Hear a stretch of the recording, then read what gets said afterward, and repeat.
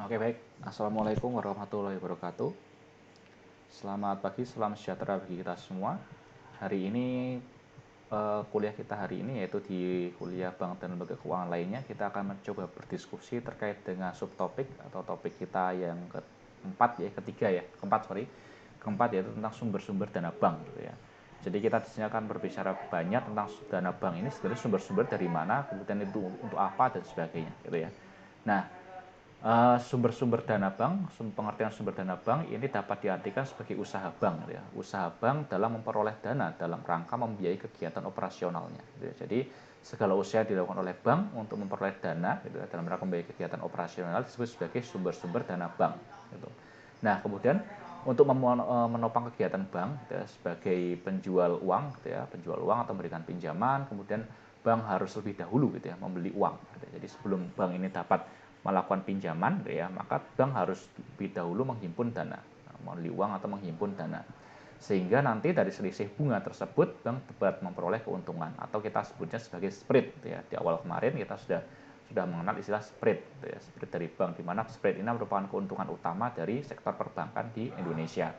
Nah, selanjutnya sumber-sumber jenis dan sumber-sumber dana bank ini ada beberapa, yaitu adalah dana yang pertama itu adalah dana yang bersumber dari bank itu sendiri ya. Ada dana yang bersumber dari bank itu sendiri, ada juga dana yang berasal dari masyarakat luas atau bersumber dari masyarakat, dan juga ada dana yang bersumber dari lembaga lainnya.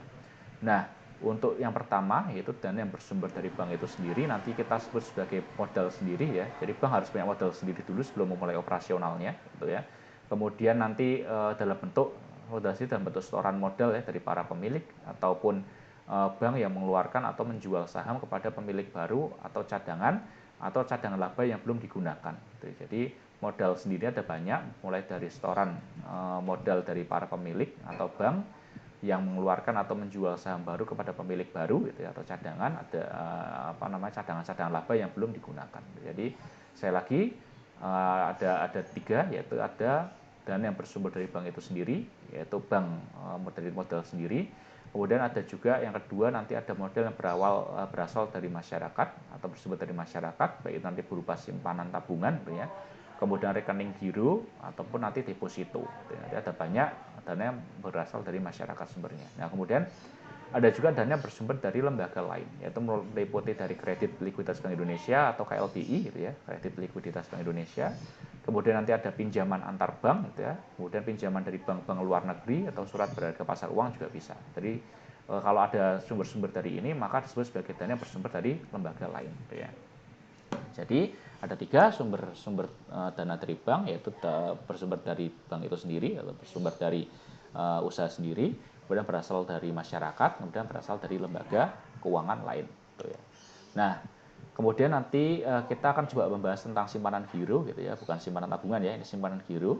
Jadi rekening giro gitu ya, menurut Undang-Undang Perbankan Nomor 10 tahun 1998 gitu ya, adalah simpanan gitu ya, adalah simpanan yang penarikannya dapat dilakukan setiap saat dengan menggunakan cek atau biljet giro atau BG ya, biljet giro, sarana perintah pembayaran lainnya, atau dengan cara memindah bukuan. Jadi rekening giro ini berbeda sama tabungan ya. Kalau simpanan giro ini dia bisa penarikannya harus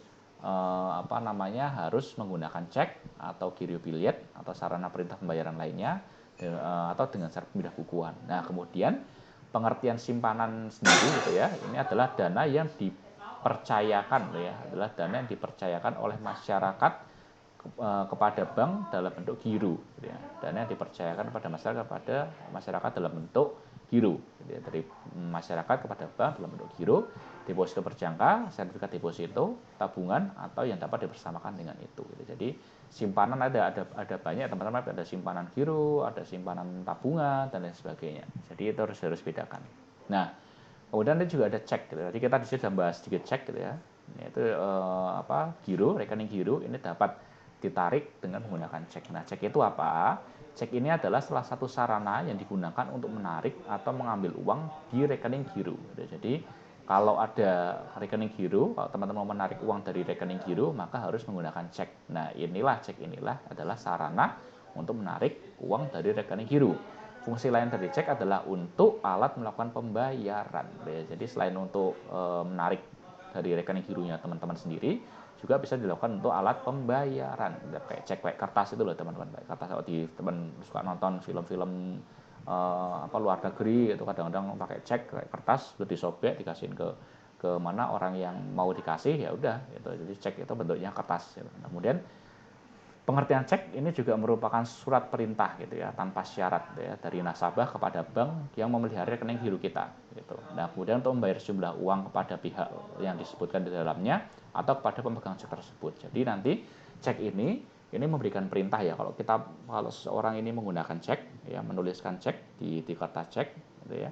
Saat dia menuliskan ini, maka dia memberikan perintah ya, memberikan perintah tanpa syarat kepada nasabah dari nasabah kepada bank. Jadi kita memberikan perintah kepada bank tanpa syarat untuk melakukan pembayaran gitu ya, atau untuk melakukan pembayaran ataupun untuk mengambil dana dari kita gitu ya, untuk kita gitu ya. Jadi nanti ada banyak perbedaan ya, ada bedanya ya.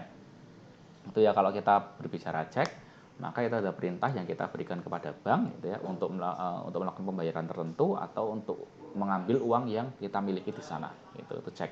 Nah, selanjutnya syarat hukum ya dan penggunaan cek sebagai alat bukti pembayaran uang giral gitu ya, seperti yang diatur dalam KUH dagang ya.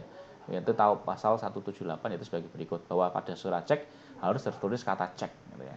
Kalau di surat cek itu tidak ada kata cek, maka itu tidak bisa dianggap sah gitu. Kemudian surat cek harus berisi perintah tak bersyarat untuk membayar sejumlah uang tertentu. Jadi tidak ada syaratnya ya. Tadi kita sudah jelaskan di awal bahwa ini memberikan perintah tanpa syarat kepada bank gitu ya. Nah, kemudian nama bank yang harus membayar harus dicantumkan ya.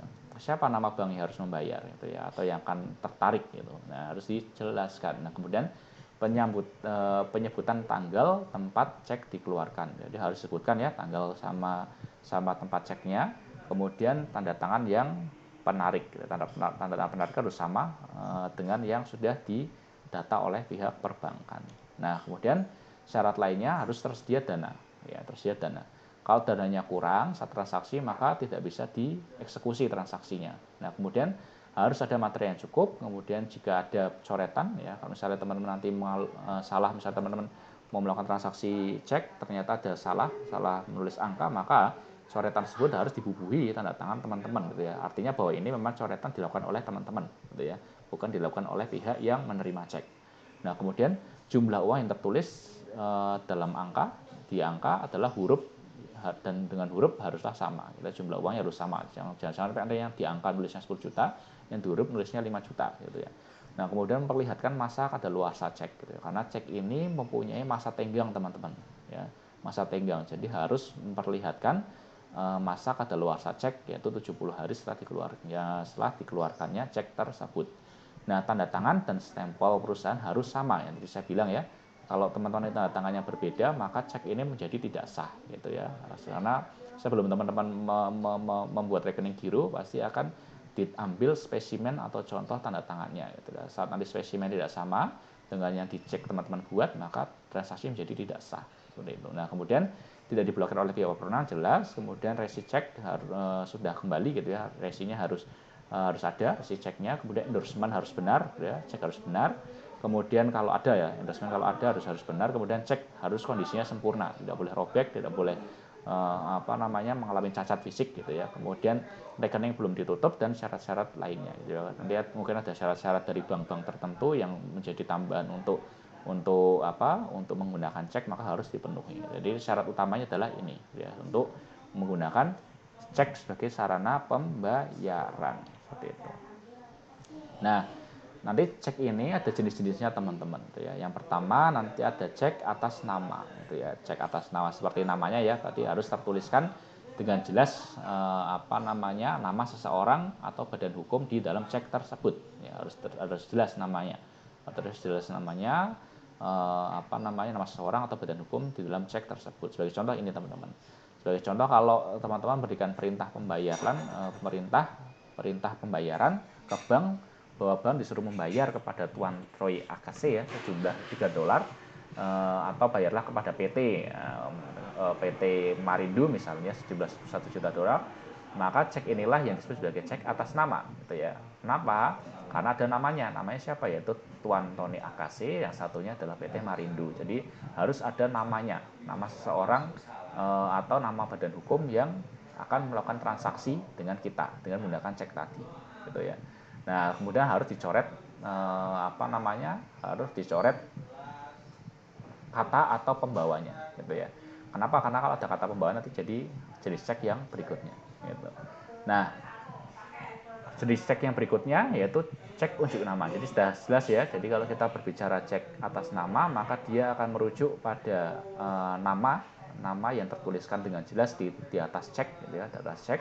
Kemudian kita menuju pada cek atas unjuk, gitu ya, cek yang kedua atas unjuk, yaitu merupakan cek yang kebalikan dari cek atas nama, gitu ya. Kalau di atas cek atas unjuk ini tidak tertulis nama seseorang atau badan hukum tertentu, gitu ya. Jadi siapa saja nanti bisa menggunakan cek ini, gitu ya. Siapa saja bisa menggunakan cek ini, gitu ya. Jadi selama orang itu memang memegang cek, gitu ya. Kalau cek itu merupakan cek atas unjuk, gitu ya, atas cek atas unjuk, maka kalau selama orang itu memegang cek, maka dia bisa mencairkan uang ini, gitu ya. Jadi ini disebut sebagai si pembawa, gitu ya. Jadi dengan kata lain, cek ini dapat diuangkan oleh si pembawa cek, gitu ya. Jadi siapapun yang membawa cek ini bisa mencairkan uang yang ada di sini, gitu.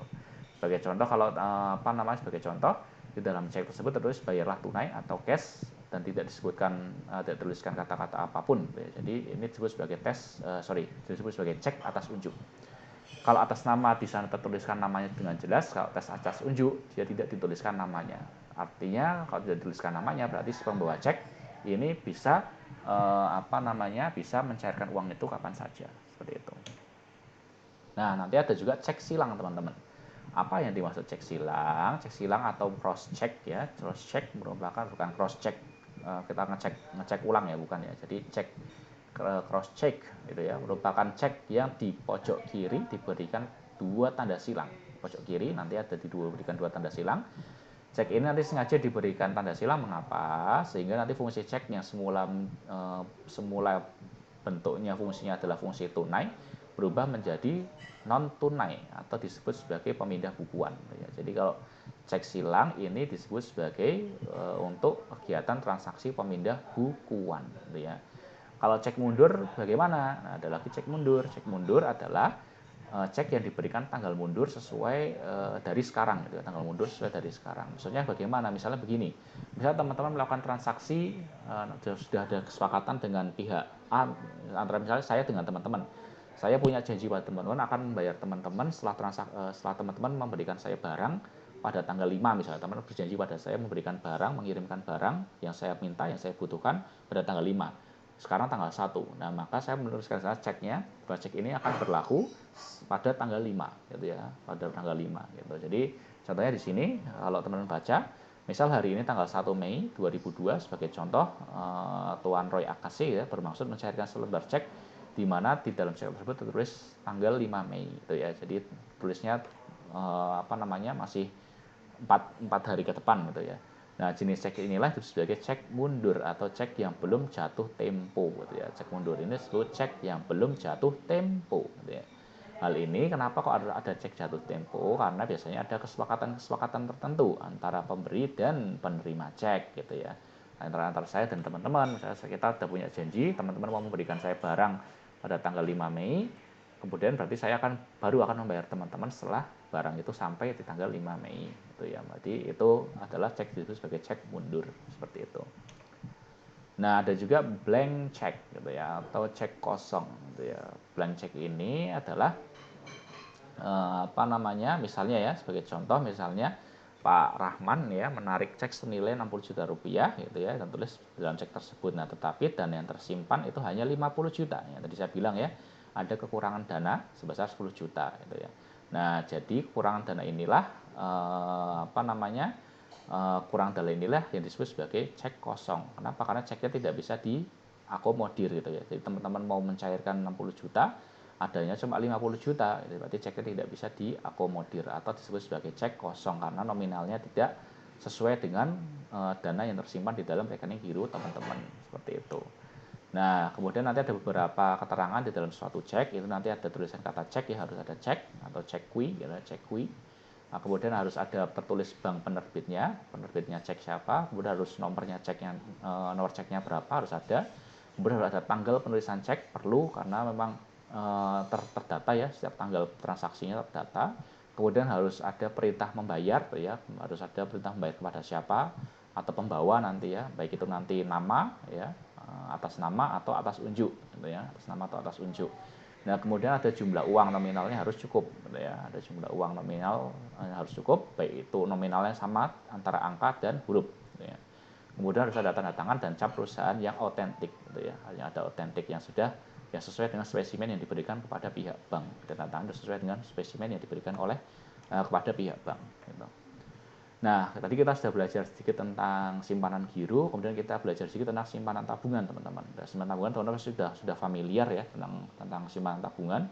Kalau pengertiannya dari Undang-Undang Nomor 10 Tahun 1998, di sini kita jelaskan bahwa simpanan yang penarikannya dapat dilakukan menurut syarat-syarat tertentu gitu ya. Ini ada salah ketik, simpanan yang penarikannya dapat dilakukan menurut syarat-syarat tertentu yang disepakati, tetapi tidak dapat ditarik dengan cek, giro, biljet ataupun alat lainnya dipersamakan dengan itu. Jadi kalau kita berbicara rekening tabungan, maka penarikannya ada syarat tertentunya, tapi tidak dapat ditarik dengan cek, giro, biljet ataupun dengan transaksi yang dipersamakan lainnya gitu ya. Jadi seperti itu bedanya dengan tabungan. Tabungan teman-teman yang biasa teman-teman kenal, teman-teman bisa pakai ATM, kemudian bisa kalau menarik di bank ya harus ada syarat KTP dan lain sebagainya gitu ya. Tapi tidak bisa menggunakan cek atau BG, biljet giro, ataupun alat lainnya dipersamakan dengan itu, seperti itu. Nah, ini ya. Jadi ada beberapa sarana penarikan untuk tabungan, ada buku tabungan, slip penarikan, kwitansi, kartu yang terbuat dari plastik ya, atau kartu ATM ya, ini ya, kartu yang terbuat dari plastik tadi. Gitu. Jadi ini harus ada untuk penarikan tabungan. Tapi kalau nanti bentuknya adalah rekening giro, maka harus pakai cek ataupun biljet giro dan sebagainya. Gitu. Jadi beda ya antara rekening tabungan dengan rekening giro. Gitu. Nah, kita sekarang melangkah pada bagaimana sih kalau kita melakukan tabungan itu kira-kira bunganya ngitungnya bagaimana sih gitu ya. Jadi nanti perhitungan bunga tabungan ini nanti ada beberapa cara teman-teman tuh ya. Nah, bunga ini nanti diberikan sebagai rangsangan atau balas jasa ya dari pihak bank karena telah menyimpan dananya di bank gitu ya. Jadi ini adalah bunga ya. Kalau teman-teman berbicara bunga tabungan itu apa sih? Bunga tabungan itu sebenarnya balas jasa atau rangsangan ya dari pihak bagi pihak nasabah karena telah menyimpan dananya di bank gitu ya. Dan ini dapat dihitung dengan menggunakan pendekatan saldo terendah atau rata-rata saldo gitu. Jadi nanti tergantung banknya ya, bisa menggunakan pendekatan saldo terendah dari rekening teman-teman atau dari rata-rata saldonya seperti itu. Nah, kita ke contoh misalnya misalnya di sini ada rekening giro ya. Saya berikan contoh rekening giro. Di sini misalnya Tuan Ray Ibrahim gitu ya, selama bulan Mei 2002 gitu ya. Jadi ini adalah transaksi dari rekening gironya Tuan Ray gitu ya. Pada nomor rekeningnya 10.04.2010. Nah, tanggal 1 dia store tunai sebesar 10 juta. Kemudian tanggal 7 Mei ya, semuanya Mei. Tanggal 7 dia tarik dengan cek sebanyak 2 juta dan seterusnya sampai tanggal 29 dia store dengan cek bank lain sebanyak 8 juta. Nah, pertanyaannya adalah saudara nanti teman-teman diminta untuk menentukan, menghitung gitu ya. Berapa sih bunga bersih yang diperoleh Tuan Ray tadi selama bulan Mei gitu ya. Nah, jika bunga itu dihitung dari saldo terendah dan juga saldo dari rata-rata bulan Mei gitu ya. Bulan Mei gitu ya. Dengan suku bunga yang berlaku 17% per tahun gitu ya. Nah, nasabah juga nanti dikenakan pajak 15% gitu ya, atas giro. Kemudian kita teman-teman diminta buatkan laporannya, laporan rekening korannya secara lengkap. Nah, teman-teman pasti sudah familiar dengan ini karena ada di kuliah akuntansi, gitu ya, pasti sudah familiar dengan bagaimana sih membuat laporan rekening koran dari data-data ini. Nah, sebelum kita membuat laporan keuangannya, maka ada beberapa hal yang harus teman-teman ketahui dulu. Yang pertama harus transaksi ini biasa dibuat dalam kode tertentu gitu ya. Misalnya kode store tunai 01, kemudian kalau tarik tunai 02 gitu ya. Jadi nanti biasanya ada kode-kode tertentu kalau teman-teman nanti punya buku tabungan ya, buku tabungan. Coba deh teman-teman misalnya di sana pernah transfer, pernah menerima uang transferan, pernah mentransfer, maka di sana pasti ada kodenya berbeda. Teman cetak buku tabungan ada kodenya beda. Misalnya kalau store tunai 01, tarik tunai 02 dan seterusnya gitu ya. Nah, kemudian dari sisi debit ya, Debit merupakan sisi untuk pengurangan dana gitu ya, dan sisi kredit untuk penambahan dana. Jadi kalau ada debit itu untuk pengurangan dana, kredit nanti untuk penambahan dana gitu ya. Kemudian kalau store tunai atau store dengan cek atau store BG ya atau biljet giro gitu ya akan menambah rekening nasabah atau kredit ya, store ya karena store nilainya. Nah, kemudian kalau tarik tunai gitu ya atau dengan tarik tunai atau tarik dengan cek giro biljet itu akan mengurangi atau debit gitu ya.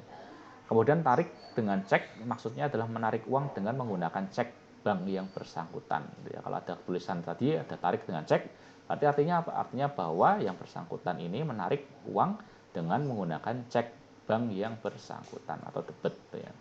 Nah, kemudian nanti ada store clearing gitu ya. Masalah store clearing di sini uang menyetor uang dengan menggunakan cek atau biljet giro ya dari bank lain ya. Jadi kalau store clearing itu menggunakan cek atau biljet dari bank lain atau kredit ya. Bagaimana dengan transfer keluar? Transfer keluar ini artinya mengirim keluar ya, mengirim keluar ke bank ataupun melalui dengan pembayaran rekening giro nasabah bank yang bersangkutan atau debit ya. Kita masuknya debit. Kemudian ada transfer masuk, ini juga sama, dia nanti masuknya ke kredit ya. Kemudian saldo artinya sisa uang yang ada di rekening pada tanggal tertentu gitu ya. Itu baik setelah melalui pengurangan sama penambahan. Saldo itu berarti akhir gitu ya, akhir. Nah, kemudian nanti saldo akhir berarti uang tersisa akhir gitu ya. Dari setiap transaksi yang sudah melalui proses pengurangan dan penambahan saldo. Nah, kemudian ada tanggal ada tanggal yang tersedia di situ yang menunjukkan waktu kejadian transaksi gitu. Nah, ini contoh laporan rekening korannya teman-teman gitu ya. Bisa dilihat tadi ada store tunai kodenya tanggal 01 store tunai itu dia masuk kredit sebesar 10 juta, kemudian saldonya 10 juta gitu ya. Kemudian tarik dengan cek berarti dia debit ya, debit sebanyak 2 juta, berarti dikurangi sama 10 jadilah 8 gitu ya. Kemudian store tunai lagi 5, berarti 5 ditambah sama 8 jadilah 13 gitu ya. Kemudian store clearing 12 berarti 12 ditambah 13 jadilah 25 gitu ya. Kemudian tarik dengan BG debit berarti 25 dikurangi 5 jadilah 20. Kemudian transfer keluar 33 berarti 20 3 jadilah 17. Kemudian clearing masuk 7 berarti 17 7 jadilah 10. Kemudian store dengan cek 8 berarti 10 tambah 8 jadilah 18. Jadi ini berarti saldo akhirnya adalah 18 dari rekeningnya Tuan Ibrahim tadi gitu ya pada bulan Mei 2002 gitu. Nah, terus bagaimana cara menghitung bunganya? Nah, cara menghitung bunganya seperti ini. Tadi bunganya adalah 17% per tahun. Nah, kalau kita menggunakan saldo terendah nih ya, menggunakan perhitungan dengan saldo terendah, maka bunga yaitu 17% ya. Kenapa 17%? Tadi soal 17% dikali 8 juta. Kenapa 8 juta? Karena saldo terendah ini di sini ya, saldo terendahnya adalah 8 juta gitu ya. Kemudian dibagi 12 bulan, ketemulah 113.333 ya. Jadi ini adalah bunganya kalau menggunakan perhitungan saldo terendah gitu. Nah, bagaimana dengan pajaknya? Pajaknya berarti tadi kan 15% pajaknya nih. Ya kan? Pajaknya 15%. Nah, berarti tinggal di pajaknya dikalikan dengan bunganya tadi. Nah, berapa bunganya? Nah, bunganya itu 113.333 gitu. Ketemulah 16.999 ya kan 15%-nya gitu kan. Nah, bagaimana dengan bunga bersihnya? Bunga bersihnya berarti tinggal dikurangi saja. 113 dikurangi 16.999 gitu ya. Jadilah 96.334 gitu ya. Jadi seperti itu cara untuk menghitung dengan menggunakan saldo terendah. Bagaimana dengan menggunakan saldo rata-rata? Maka teman-teman harus menotalkan dulu semua saldo pada setiap periodenya gitu ya. Nah, ini jadi 121 juta dibagi 8. 8 ini dari total transaksinya, 121 dari saldo totalnya nih ya. Nah, ini 10 ditambah 8 ditambah 13 tambah 25 tambah 20 tambah 17 tambah 10 tambah 18 itu kan dijumlahkan nanti jadinya 121 gitu ya. Nah, kemudian karena rata-rata berarti ada berapa transaksi? Ada 8 transaksi gitu ya. Jadi nanti 121 dibagi 8 gitu ya. Nah, jadilah 15.125. Nah, inilah yang nanti untuk dasar acuan pembungaan ya. Berarti bunganya 17%. Dikali 15.125 dibagi 12 ketemulah 214.271 gitu ya. Pajaknya 15% ya. berarti jadilah 32141 gitu ya. Jadi bunga bersihnya adalah 182.130 gitu ya. Jadi ini adalah bunga bersih yang akan diterima oleh Pak Ibrahim per tahunnya seperti itu. Jadi itu untuk pertemuan kita hari ini tentang sumber-sumber dana bank gitu ya. Jadi sumber-sumber dana bank ada banyak ternyata. Kemudian ada mekanisme-mekanisme atau syarat-syarat untuk pencairannya atau pemindah bukuannya, dan juga ada bunga serta bagaimana kita menghitung pajaknya seperti itu ya. Jadi ini adalah pertemuan kita yang keempat. Monggo nanti jika teman-teman ada pertanyaan atau ada yang belum jelas, silahkan bisa tanyakan kepada saya di grup ataupun bisa PM juga boleh. Jadi itu yang dapat saya sampaikan pada siang hari ini. Terima kasih atas kehadiran teman-teman, perhatian teman-teman pada siang hari ini. Saya akhiri. Wassalamualaikum warahmatullahi wabarakatuh. Selamat siang, sampai jumpa lagi minggu depan.